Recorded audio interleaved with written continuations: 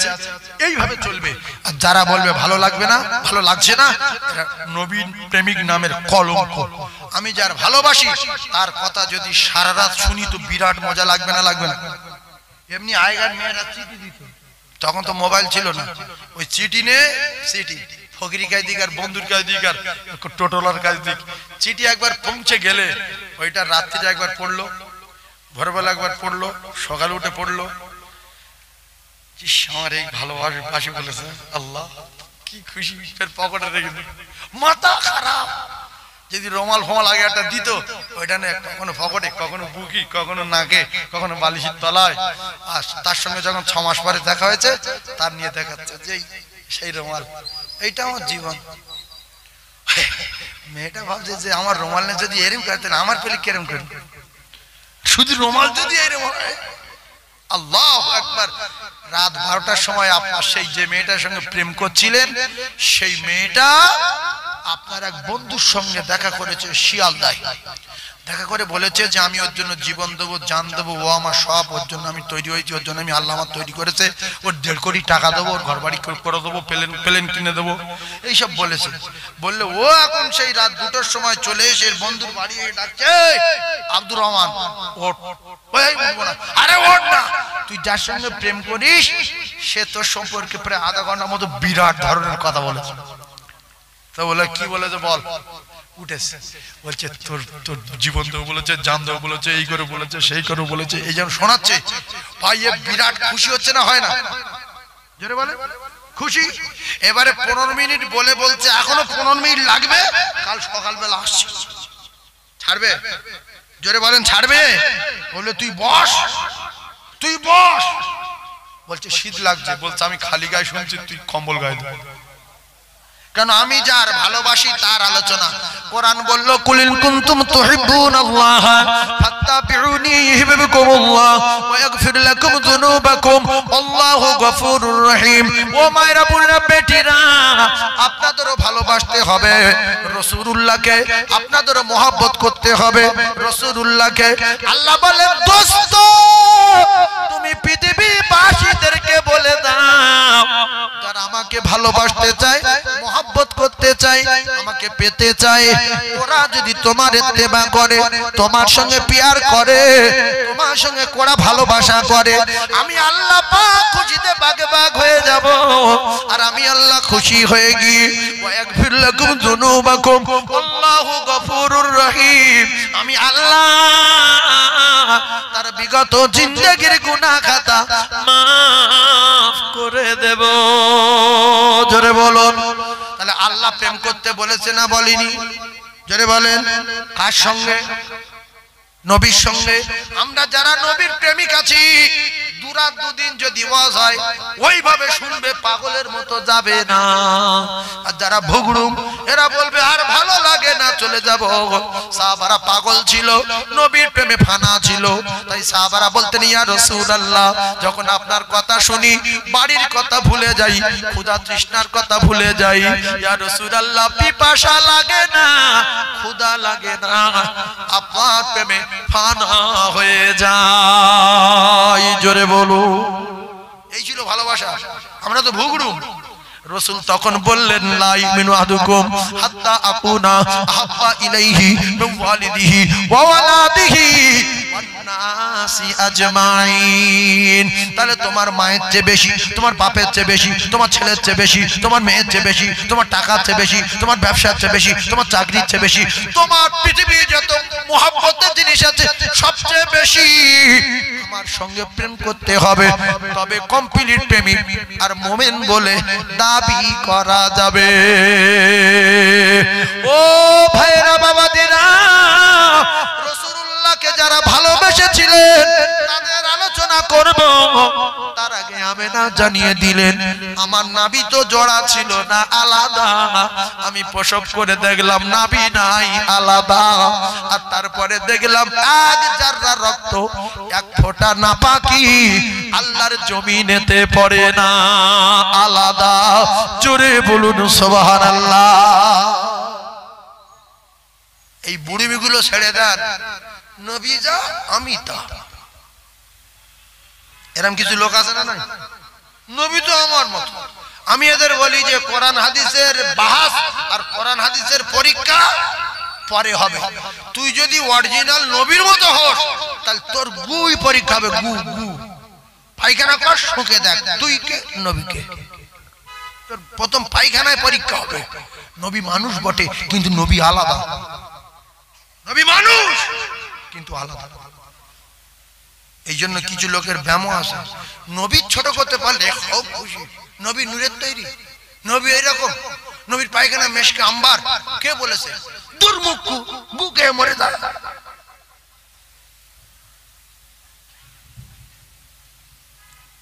ভাই নবীর পায়খানা যদি মেশকে আম্বার হয় আরো তো আমরা খুশি নাকি? আমাদের নবীর পায়খানা মেশকে আম্বার। আমার বাপের 4 তলা বাড়ি, আমার বাপের 8টা মোটর বাইক, সব বুলেট। ছেলের খুশি হওয়া দরকার আছে না? তা আমাদের নবীর আমরা জীবনের চেয়ে ভালোবাসি। আমার নবী যদি মেশকে আম্বার পায়খানা হয়, আমার নবীর ঘাম যদি মেশকে আম্বার হয়, আমার নবীর থুতু যদি ঔষধ হয়, আমাদের আরো খুশি হওয়ার দরকার আছে না নাই? বিয়াদব মুখ্য সম্রাট। এরকম কিছু কলঙ্ক আছে, কিছু কলঙ্ক আছে না নাই? নবী তুমি এরকম বলবে কেন? ভাইরা আমার, বাবাদিরা, আমি আপনাদেরকে জানিয়ে দিয়ে যাই, যারা অহংকার করেছে, যারা গরম দেখিয়েছে, আল্লাহ পাক তাদের ধ্বংস করেছে। বড় বেঈমান রে, বড় বেঈমান। এর নাম আবু জেহেল।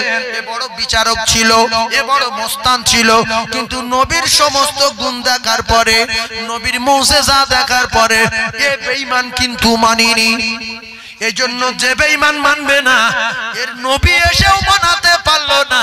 তুমি কোন জায়গার কে দুটো আলু ভাতে দে, তুমি 4 পাতা পড়া মৌলবী, নবীর সঙ্গে তুমি তুলনা দিতে পারো না। আমার নবীর জোড়া এ জাহানে নাই, আর সে জাহানে হবে না। জোরে বলুন, আরো জোরে বলুন সুবহানাল্লাহ, নারে তাকবীর। নবীর প্রথম দুধ খাইয়েছিল যে মেয়েটা, তার নাম কি? না, প্রথম আমেনা। প্রথম কে? আমেনা।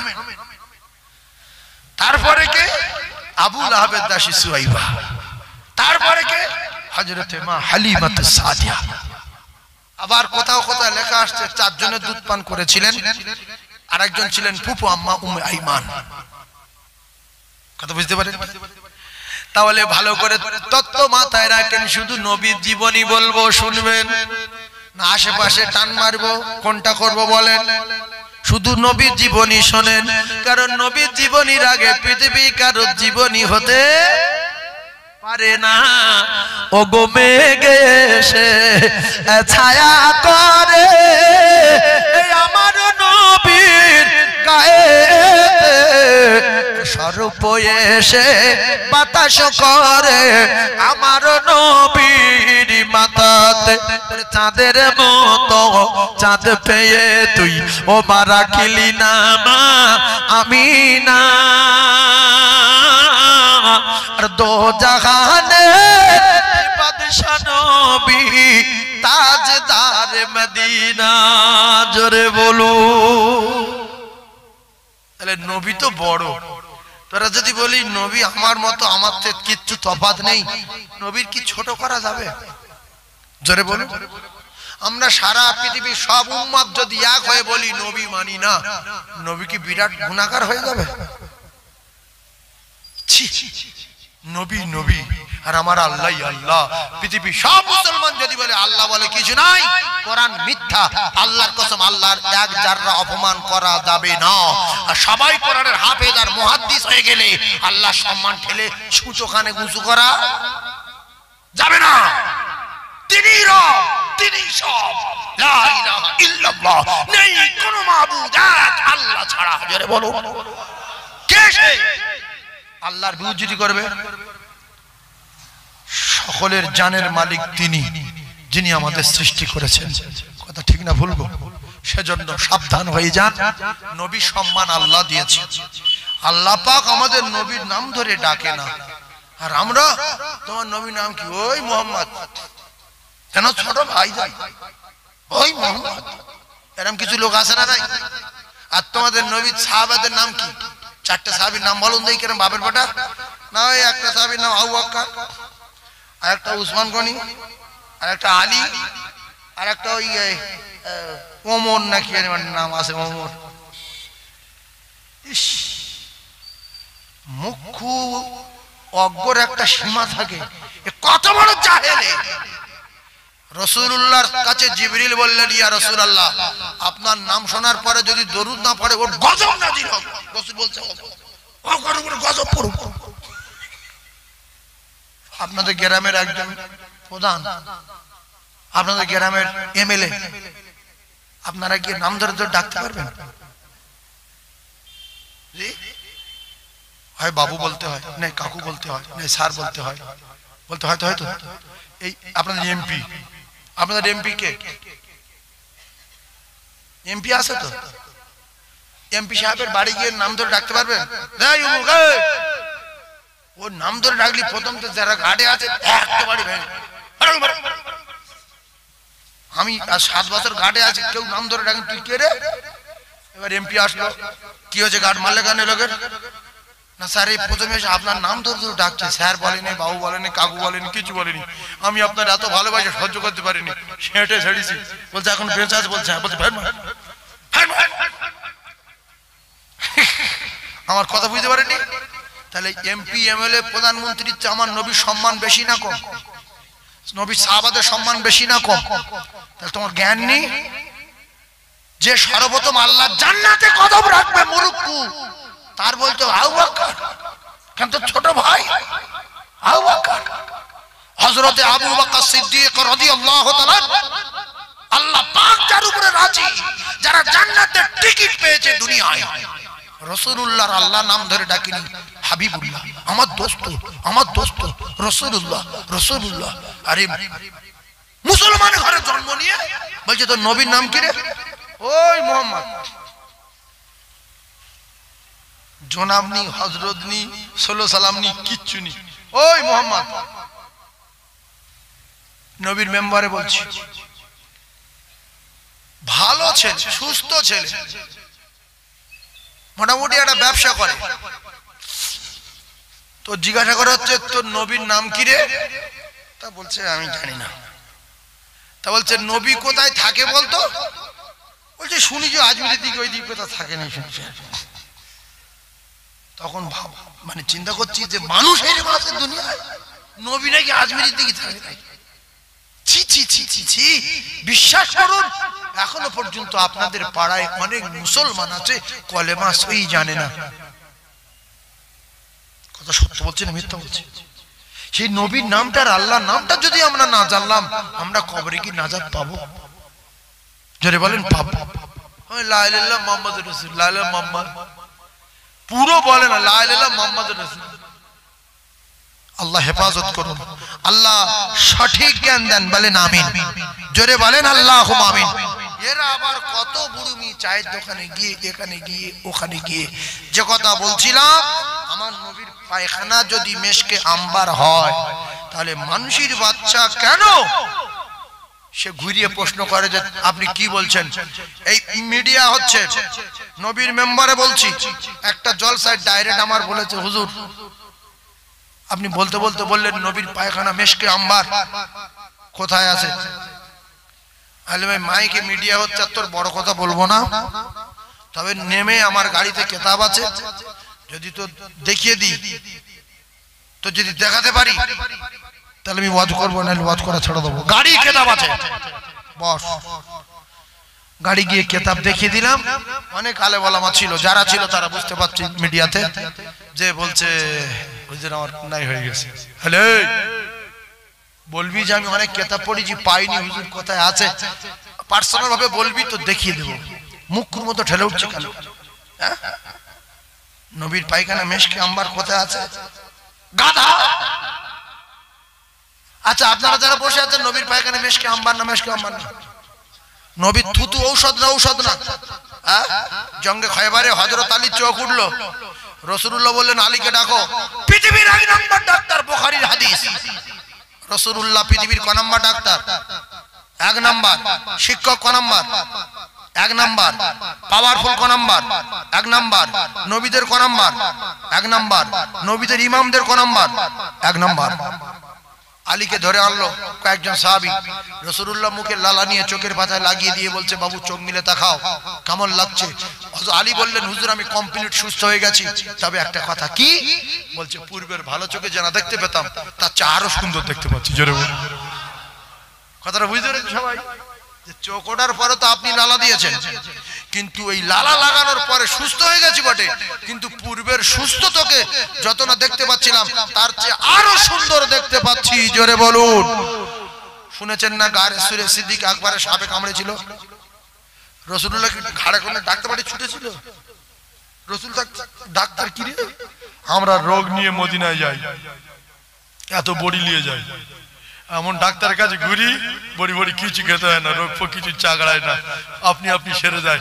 বাড়ি এলে আবার সেই রোগ দেখা যায়। তখন গল্প করি যে মদিনায় গিয়েছিলাম, মক্কায় গিয়েছিলাম, যতদিন কোনো ঔষধ খাইনি, শুধু পানি খেয়েছি, সব সুস্থ।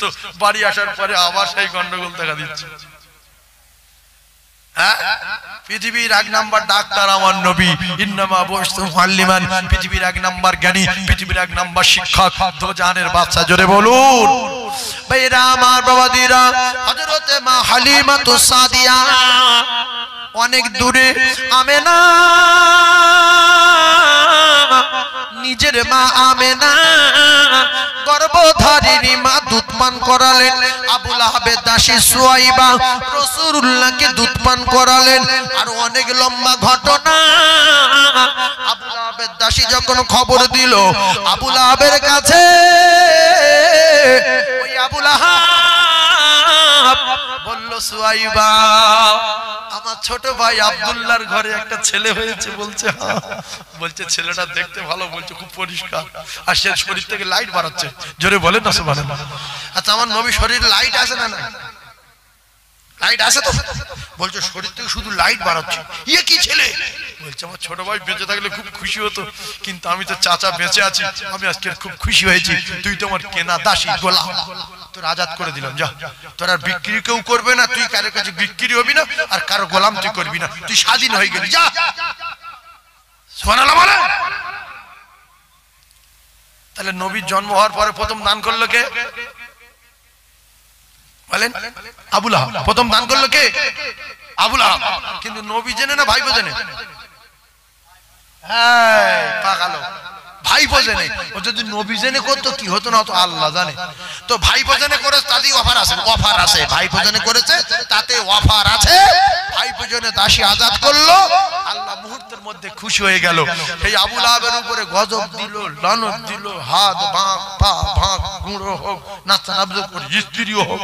সেই আবু লাহাব ওই দাসী আজাদ করেছিল বলে সোমবারে আল্লাহ পাক প্রত্যেক সোমবারে ওর কবরের আযাব হালকা করে দেয়। একটা কাফের যদি ভাইপো জেনে কিছু দান করে, সে যদি কাফের হয়ে মরার পরও লাইন পায়, আমরা যারা ওয়াশিংটন কাফের না, আমাদের ঈমান আছে, যদিও হয়তো অনেকের গুনাহ বেশি, কিন্তু ঈমান আছে না? জোরে বলেন।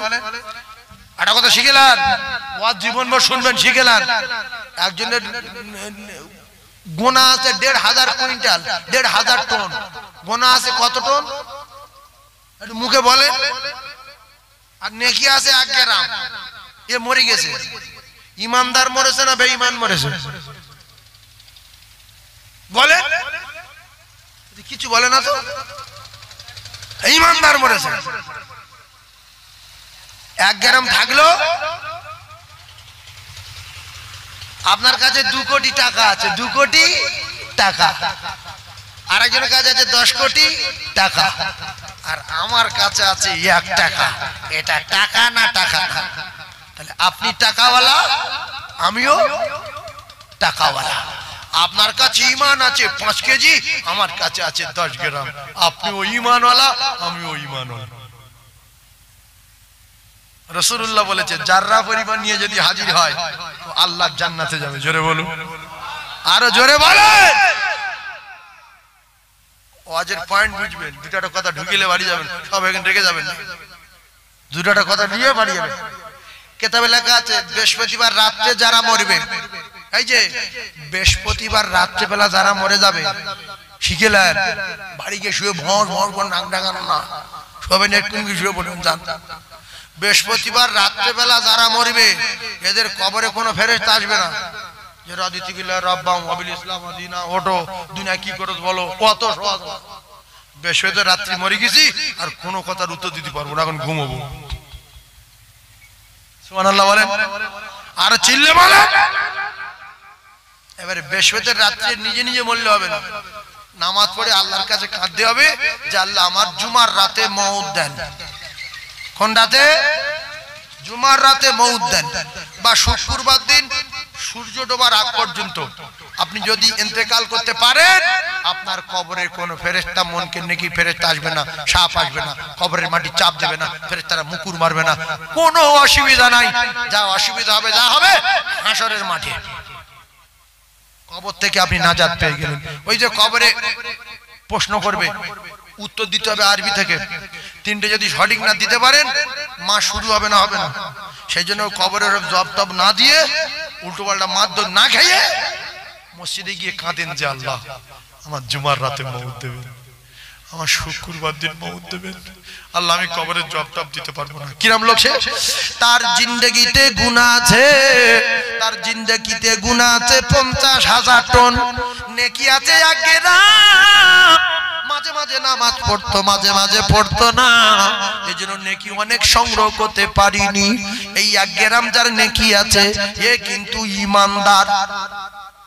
এই ঈমানদার যদি অনেক গুনাহওয়ালা পাপীওয়ালা যদি বৃহস্পতিবার রাতে মারা যায়, তার কবরের আযাব নাই, আযাব নাই ওই কবরে। জোরে বলো। এরপরে যদি শুক্রবার দিন জুমার দিনে সারা দিনের ভিতরে ইন্তেকাল করে, তার কবরের আযাব হবে না। যদিও গুনাহগার হয়, গুনাহগার আলাদা আর বেঈমান আলাদা। গুনাহগার আলাদা, বেঈমান আলাদা। যারা পরিমাণ আছে বলো বেঈমান না। 8টা পরীক্ষা দিচ্ছে আপনাদের পরীক্ষা। যারা দাড়ি চাচা নামাজ মাঝে মাঝে পড়ে, শুক্রবার যায়, হয়তো শুক্রবার যায়নি, 4 শুক্রবার 1 শুক্রবার গিয়েছে, রমজানে সারা মাসে রোজা রাখতে পারিনি, হয়তো 87 দিন গিয়েছে, একটা রোজা রেখে খুব কষ্ট করে একটা রোজা রেখে আল্লাহ হ্যাঁ আজকে রোজা রেখে আজকে বিরাট খুশি।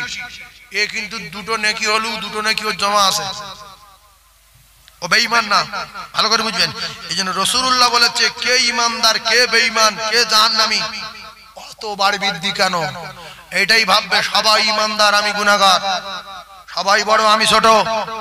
সবাই যদি ঈমানদার না হবে, আজকের এই মুহূর্তে যদি রাসূলুল্লাহর নামে কেউ গালাগালি করে, দাড়ি চাঁচা লোক, বেনামাজি লোক, নেগলা লোক, যারা শুক্রবার আসে না মাঝে মাঝে আসে, এরা সবার আগে লাঠি ছুটবে, নবীর গাল দিচ্ছি মানে নবীর, ওরা যারা গাল দিচ্ছিল না ওরা বলছে নবীর গাল দিচ্ছি তোর বাবার কি, তোর নবী তোর কে? বলে আমি আমার বাপের চেয়ে বেশি নবীর ভালোবাসি, আমার বাপের গাল দিলে সহ্য করবো, নবীর গাল দিলে জিভ টেনে বার করে নেবো, আর নাই জিভ দিয়ে দেবো। এই নেগলা পাগলা সবার আগে যাবে না, যাবে না? যারা বলেন তাহলে যারা রাসূলুল্লাহর মহব্বতে পাগলের মতো ছোটে টুপিওয়ালাদের আগে, নিশ্চয়ই এদের ভিতরে রাসূলের মহব্বত আছে, প্রেম ভালোবাসা আছে বলে ছোটে। সেজন্য সবাই ভাববেন ও দাড়ি চাচা তো কি হয়েছে, ও নামাজ মাঝে মাঝে পড়ে তো কি হয়েছে, হয়তো আল্লাহর কোন আমল কবুল করে রেখেছে। আমি 5 ওয়াক্ত নামাজ পড়ি, আমার নামাজ হয়তো কোনোদিন হয়নি, আমার নামাজ লোক দেখানো হয়েছে। সেজন্য আপনার টার্গেট নিতে হবে সারা জীবন সবাই ভালো আমি খুব খারাপ, সবাই বড় বড় ঈমানদার আমি বড় গুনাহগার।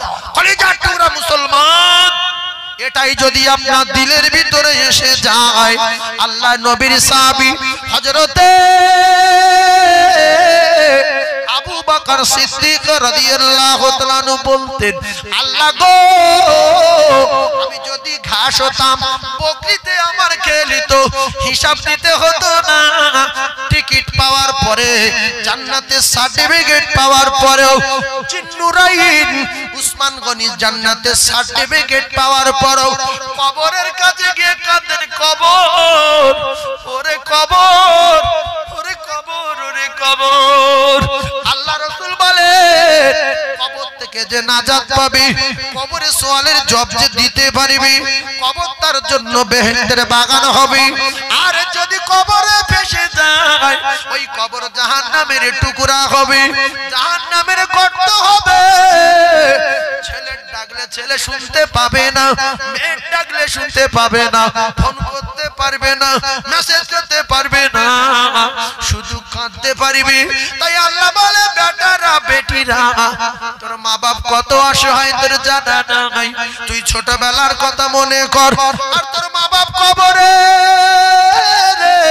তোর মা বাপের জন্য দোয়া করার বল, রব্বির হামহুমা কামা রাব্বায়ানি সগীরা।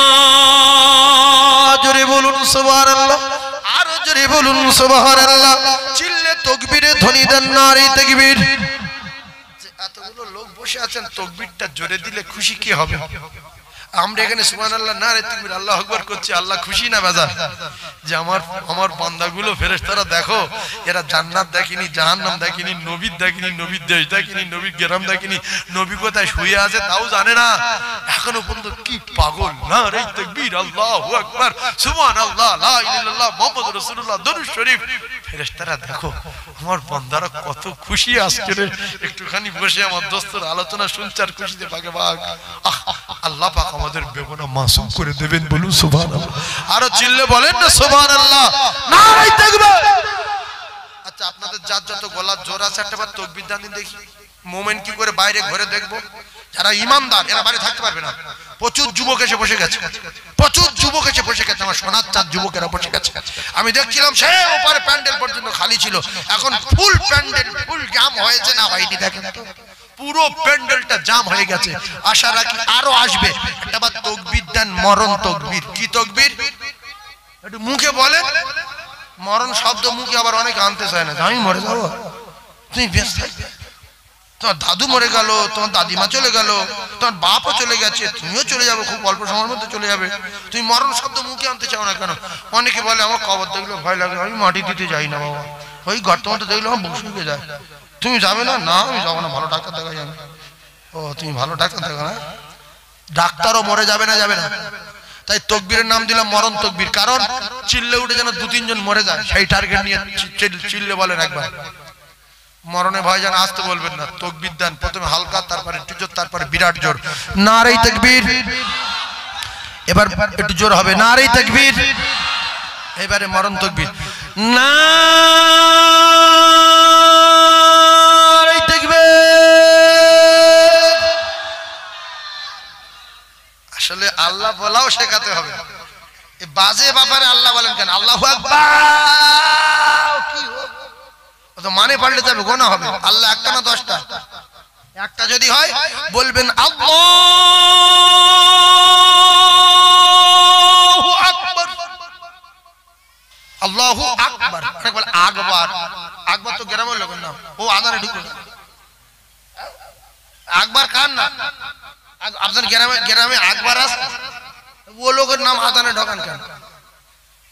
ও কাজ চাপা খাওয়ায় নাকি? আকবার, মসজিদকে আকবার, আল্লাহু আকবার, আল্লাহু আকবার। আর কুলু সুরে গ্রামের লোকের নাম ঢোকায়। আপনাদের গ্রামে সামাদ আছে? আছে তো, কিন্তু ও লোক কুলু সুরে ঢুকবো কেন?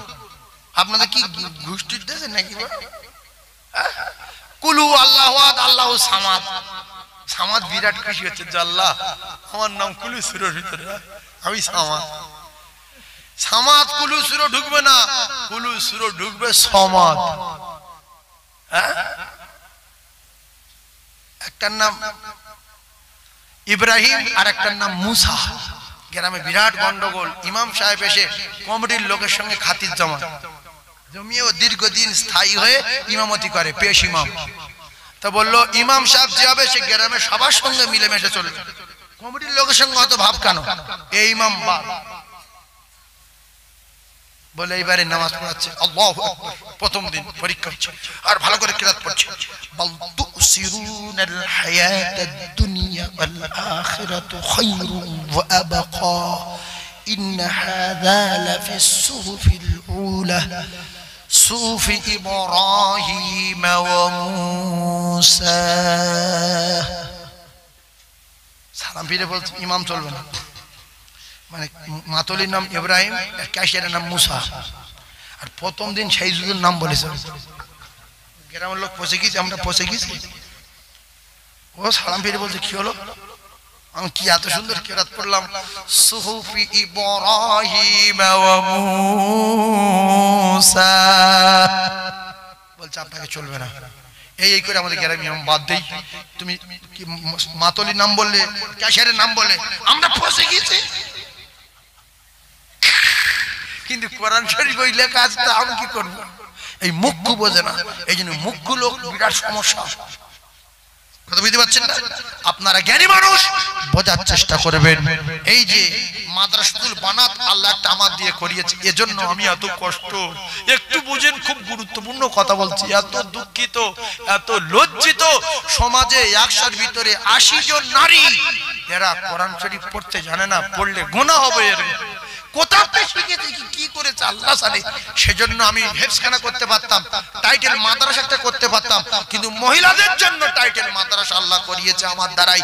70,000 স্কয়ার ফুট ছাদ দেওয়া।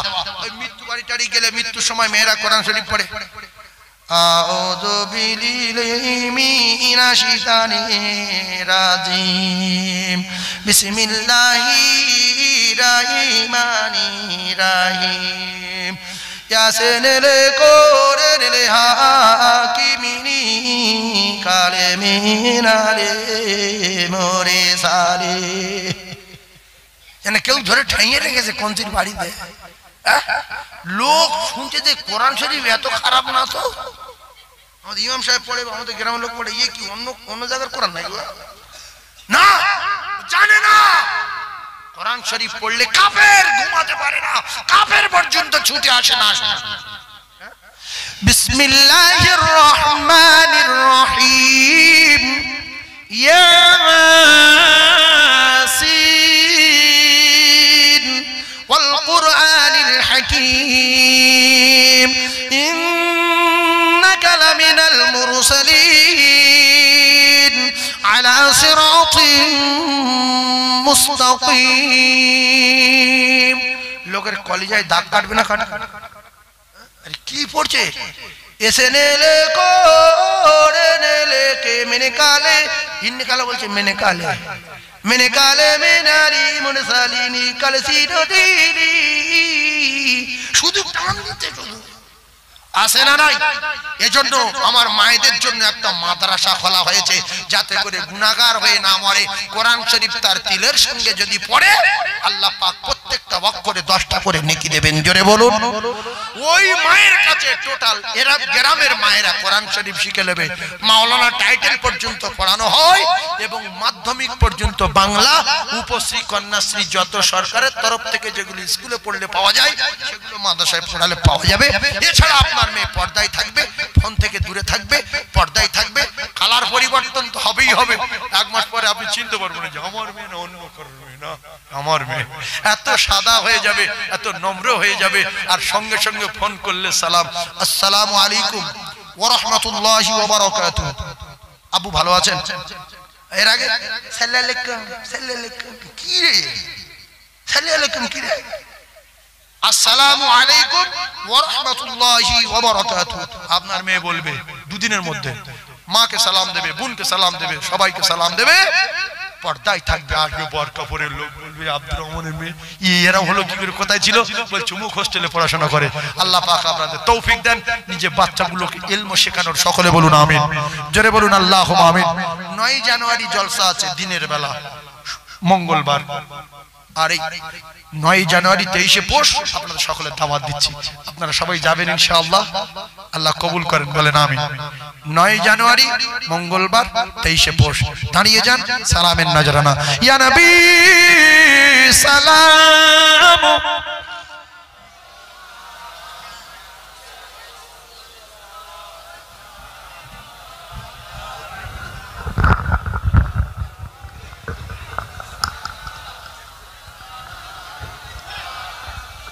একটু আগে আসেন দেখি, একটু আগে আসেন তো, ওরা দাঁড়াতে পারছে। বেশ বাপ, ও নবী তোমাকে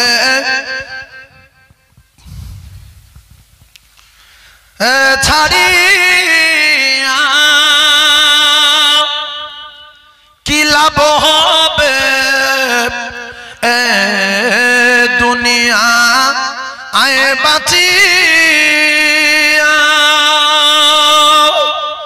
দেখা দিও আমার দয়া নবী একবার আসিয়া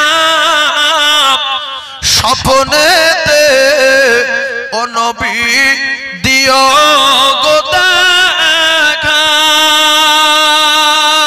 ইয়া নবী ইয়া রাসূল সালাম ইয়া হাবিবি সালাম সালাম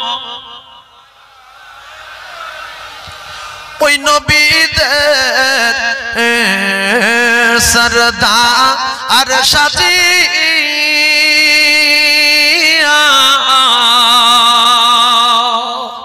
আমার দয়ার নবী আসিলেন এ ধরাতে এ নামিয়া উম্মতকে এ দুনিয়া আয় রাখিয়া শুইলেন মদিনা মনওয়ারা ইয়া নবী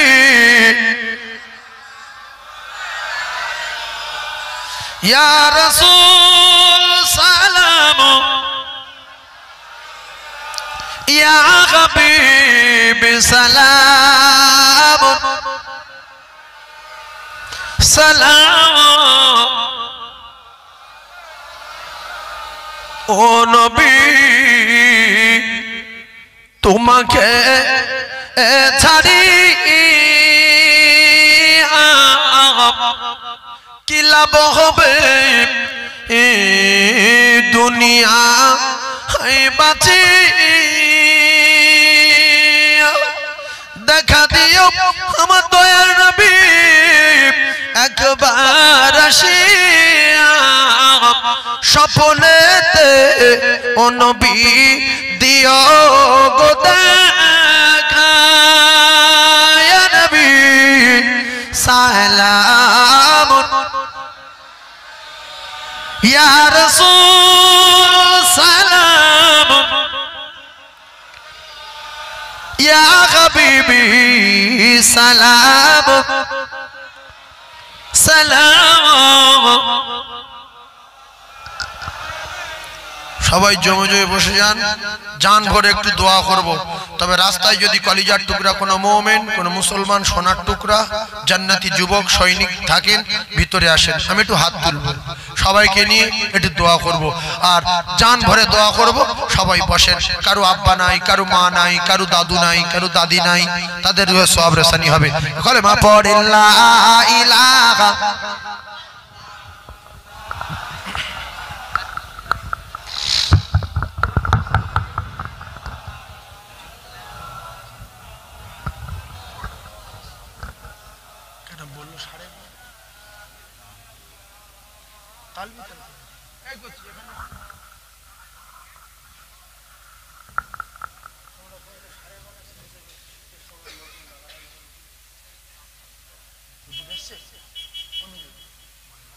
আচ্ছা ঠিক আছে কোনো অসুবিধা ওটা বললে হয়তো না কমিটির ছেলেরা আমাকে বলেছিল হুজুর 11:30 ছেড়ে দেবেন আমি 11:30 ছেড়ে দিচ্ছি তা বলছে হুজুর এসে একটু নাস্তা করছে আপনি বলেন আমার বলতে কোনো অসুবিধা নেই হুজুর সুস্থভাবে নাস্তা করুক সুস্থ হয়ে আসুন আপনারা খুশি তো কেন আবার কমিটি ছেলেরা রেগে যাবে যে হুজুর আপনার 11:30 ছাড়তে বললাম আপনি দেরি করছেন কেন আমি ইনশাআল্লাহ হুজুর যতক্ষণ না আসছে আমি চালিয়ে যাচ্ছি কোনো অসুবিধা নেই হুজুর আখেরি মোনাজাত করবে তাহলে আমি একটা কথা বলি আমি যদি একটা গজল বলি আপনারা আমার সঙ্গে বলবেন আপনারা চুপ করে থাকেন কেন হিংসা করে বলবেন তো একবার দরুদ শরীফ আল্লাহুম্মা সাল্লি আলা সাইয়্যিদিনা মাওলানা মুহাম্মদ ওয়া আলা আলি সাইয়্যিদিনা।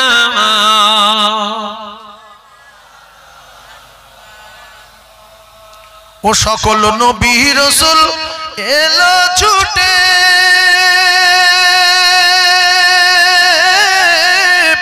ওই মসজিদুল আকসাতে। জোরে বলুন সুবহানাল্লাহ। চিল্লে বলে এ কথা সত্য না মিথ্যা?